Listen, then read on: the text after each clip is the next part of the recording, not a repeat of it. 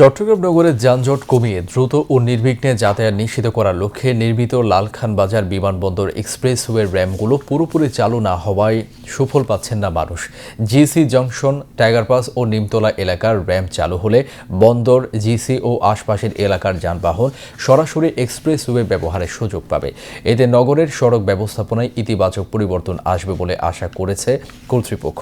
বিস্তারিত আয়মনিমার প্রতিবেদনে। চট্টগ্রাম নগরের শহীদ ওয়াসিম আকরাম এলিভেটেড এক্সপ্রেসওয়ের ব্যবহার আরও কার্যকর করতে জিসি, টাইগার পাস ও নিমতলার গুরুত্বপূর্ণ র্যাম্পগুলো দ্রুত চালুর উদ্যোগ নেওয়া হয়েছে। প্রায় ১৬ কিলোমিটার দীর্ঘ লালখান বাজার পতেঙ্গা এলিভেটেড এক্সপ্রেসওয়ে মূল অবকাঠামোর নির্মাণ কাজ শেষ হলেও র্যাম্প চালু না হওয়ায় পুরোপুরি মিলছে না এর সুফল। এবার গুরুত্বপূর্ণ কয়েকটি র্যাম্প চালুতে শেষ মুহূর্তের প্রস্তুতি এগিয়ে নেওয়া হচ্ছে। জিসি মোড়ের র্যাম্পটির নির্মাণ কাজ প্রায় শেষ। এটি চালু হলে জিসি ও আশপাশের এলাকার যানবাহন সরাসরি এক্সপ্রেসওয়েতে উঠে পতেঙ্গামুখী চলাচল করতে পারবে। ফলে বিকল্প পথে ঘুরে এক্সপ্রেসওয়েতে ওঠার প্রয়োজন কমবে। ৯টি র্যাম্প সেখানে স্থাপন করার সিদ্ধান্ত হয়েছে এবং ৯টির মধ্যে ইতিমধ্যে আমাদের প্রায় ৬০টির কাজ সমাপ্তর পর্যায়ে। গ্রাবাদের মতো একটা জনগুরুত্বপূর্ণ জায়গা, সেখানে একটা র্যাম্প বসানো হয়েছে, র্যামের কাজ চলমান আছে এবং আরেকটা চট্টগ্রাম ওয়াসা, সেখানেও একটা র্যাম্প আপনি দেখেছেন, সেটারও কাজ আমরা আরম্ভ করেছি। টাইগার পাসের আমবাগানমুখী র্যাম্পের নির্মাণ কাজও শেষ হয়েছে। তবে যান চলাচলের জন্য খুলে দেওয়ার আগে সড়ক অবকাঠামো ও স্ট্রিট লাইট সংক্রান্ত কিছু কাজ শেষ করার প্রস্তুতি চলছে। প্রয়োজনীয় কাজ শেষ হলে র্যাম্পটি চালুর উদ্যোগ নেওয়া হবে। এই দুটি কাজ ছিল কিন্তু চ্যালেঞ্জিং। ইস্পাহানি মোড় থেকে এলিভেটেড এক্সপ্রেস ব্যবহার করার জন্য এখান থেকে উঠা হয় এবং এখানেই নামা হয়।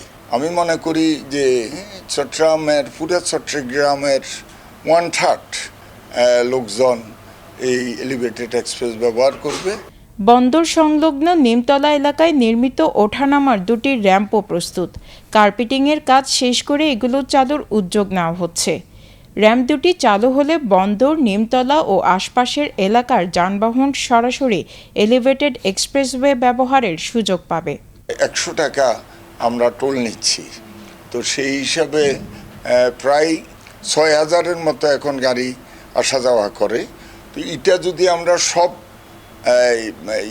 র্যামগুলো চালু হয়, আমার মনে হয় অন্তত মিনিমাম ২০,০০০, ২২,০০০ বা ২৫,০০০ এরকম গাড়ি আসা যাওয়া করবে। ৯টা এই যে র্যাম যদি আমরা কমপ্লিট করতে পারি, আমরা আশা করি নভেম্বরের ভিতরে এই এলিভেটেড এক্সপ্রেসের পুরো কাজটা সম্পূর্ণ করে ডিসেম্বরের প্রথমে আমরা মাননীয় প্রধানমন্ত্রীকে দিয়ে এই কাজটি উদ্বোধন করব।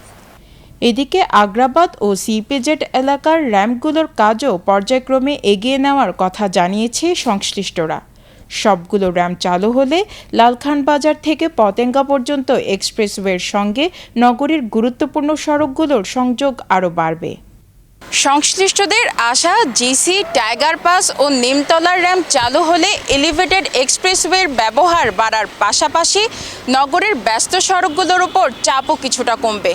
তবে পুরোপুরি সুফল পেতে বাকি র্যাম্পগুলো দ্রুত চালুর দাবি নগরবাসীর।